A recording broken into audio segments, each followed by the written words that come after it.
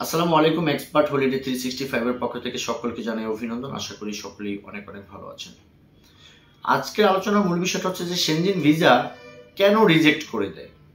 তবে আলোচনার পূর্বে আন্তরিক রিকোয়েস্ট, চ্যানেলটি সাবস্ক্রাইব করবেন পরবর্তী ভিডিওগুলো দেখার জন্য। এছাড়া আপনাদের যদি কোনো মূল্যবান মতামত থাকে কমেন্টস বক্স ওপেন করা আছে, চাইলে মন্তব্য করতে পারবেন। আমি অথবা আমরা সময় সুযোগ বুঝে আপনাদেরকে ভালো একটা অ্যান্সার দেওয়ার চেষ্টা করব ইনশাআল্লাহ।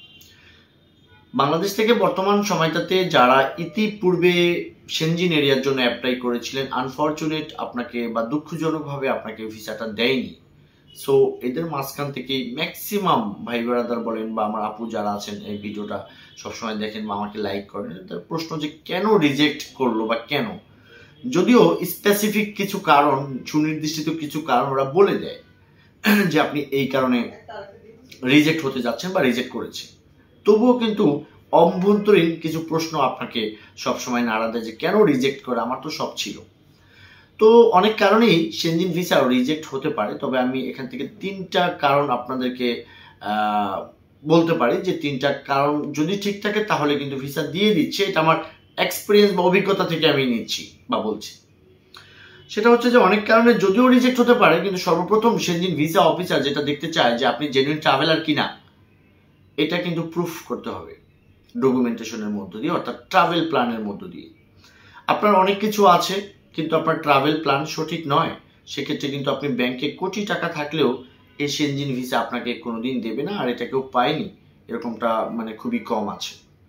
অবশ্যই ভালো একটা ট্রাভেল প্ল্যান করতে হবে যে আপনি কোন দিন যাবেন, কোথায় আপনি স্টে করবেন, কোন হোটেলে উঠবেন, ওই হোটেল থেকে আপনি যেখানে ঘুরতে যাবেন সেই জায়গার দূরত্ব কতটুকুন, সেটা কি আপনি ঢাকা হোটেল নিয়ে কি চিটাগং ঘুরতে যাবেন, আবার বিকালবেলা আপনি রাজশাহী ঘুরবেন, এরকম ট্রাভেল প্ল্যান করলে আপনি ভিসা পাবেন না। আপনার হোটেল স্পেস থেকে ট্রাভেল প্ল্যান, অর্থাৎ যে সমস্ত দেশগুলো আপনি প্লেসগুলো ঘুরবেন, এটা দূরত্ব থাকতে হবে সহনীয়। যে না আপনি ঢাকা মতিঝিল আছেন, আপনি একটা হোটেল নিয়ে আপনি বিকালবেলা চিড়িয়াখানা ঘুরবেন বা সকালে আপনি ঘুরেছিলেন ফ্যান্টাসি কিংডম, এটা কিন্তু যায়। এখন যদি আপনি মতিঝিল সিট নিয়ে আপনি গাজীপুর দেখতে চান সকালে, বিকালবেলা দেখতে চান আপনার চিটাগং, তাহলে কিন্তু সেই প্ল্যানটা হলো না। সো এদিকে অবশ্যই খেয়াল রাখবেন, এই কারণে রিজেক্ট করে দিচ্ছে। দ্বিতীয় যে কারণে বর্তমান সময়টাতে ভিসাগুলো রিজেক্ট করে সেটা হচ্ছে যে আপনার টাইগুলো স্ট্রং না। অর্থাৎ আপনি কাজ করাইছেন কাউকে দিয়ে, আপনার ব্যাংকে অনেক টাকা থাকলেই ভিসা দিয়ে দেবে তা কিন্তু নয়। 7 লাখ টাকা ব্যাংকে দেখাও কিন্তু সেনজিন ভিসা হয়েছে, এখানেই সেটা প্রুফ আছে। সো আপনার বিষয়টা হচ্ছে যে টাইটা হতে পারে ফ্যামিলি টাই, আপনার কান্ট্রি টাইস, সোশ্যাল টাইস, ইকোনমিক টাইস, এগুলো। অর্থাৎ আপনি ঢাকাতে বা ব্যাংকে অনেক টাকা আছে, অবশ্যই আপনি সেনজিন ঘুরলে ব্যাক করবেন বাংলাদেশে, খুবই সহজ যুক্তি। ভালো একটা স্মার্ট প্রফেশন আছে, আপনি কেন থাকবেন সেনজিনে, দেশেই তো ইনকাম করছেন, তাই না? তৃতীয় হচ্ছে যে আপনার ফ্যামিলির কোনো একজন মেম্বার রয়ে গেল বাংলাদেশে, বা আপনি এদের টানে আবার ব্যাক করবেন। হ্যাঁ, তারপরে বিভিন্ন সামাজিক কর্মকাণ্ডের সাথে আপনি ইনক্লুড থাকতে পারেন, সোশ্যাল টাইসটা, এটা একটা বড় ব্যাপার। তৃতীয় যে কারণে সেনজিন ভিসা রিজেক্ট করে থাকে, বেসিক্যালি আমার কাছে কাজ করতে গিয়ে মনে হয়েছে সেটা কিন্তু আপনার ডকুমেন্টেশনের মাঝে ম্যাচ যদি করানো না থাকে। অর্থাৎ আপনি জানেন যে অঙ্কের রেজাল্ট যদি অঙ্ক সঠিক হলে রেজাল্ট একই হবে, আর অঙ্ক কষতে গেলে যদি আপনার ভুল হয় তাহলে কিন্তু রেজাল্ট ডিফারেন্ট আসতে পারে একই অঙ্কের, তাই না? এমন একটা ব্যাপার আছে। তো সঙ্গতের কারণে আপনি কাভার লেটার লিখলেন যে আপনি প্রতি মাসে 4 লাখ ইনকাম করেন, অথচ আপনার ট্যাক্স পে করছেন 0, রিটার্ন দিচ্ছেন অথবা 6,000 7,000 দিচ্ছেন, তাহলে কি আপনি বলেন যে আপনার ট্যাক্সের সাথে আপনার ইনকামের সাথে কি ম্যাচ হইলো? ম্যাচটা হইলো না।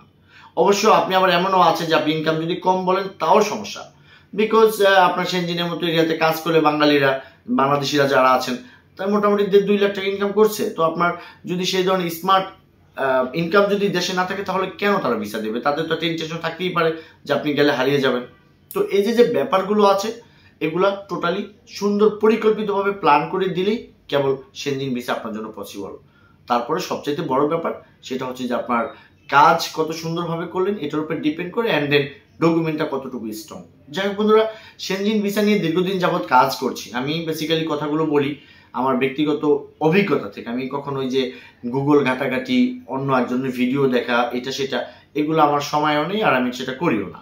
আমি কাজ করতে গিয়ে যেটা বুঝি এগুলোর কারণে সেটি আপনাদেরকে মেনশন করার চেষ্টা করলাম। তো আশা করি ভিডিওটা আপনি উপকৃত হয়েছেন। আমরা এই কাজগুলো নিয়মিতভাবে করছি, স্ক্রিনে দেওয়া নাম্বারে চাইলে অন দ্য কলে আমাদের সাথে কোনো পরামর্শ করতে অথবা চাইলে ফাইল আমাদেরকে প্রসেস করতে পারবেন। সকলে ভালো থাকবেন। আল্লাহ হাফিজ।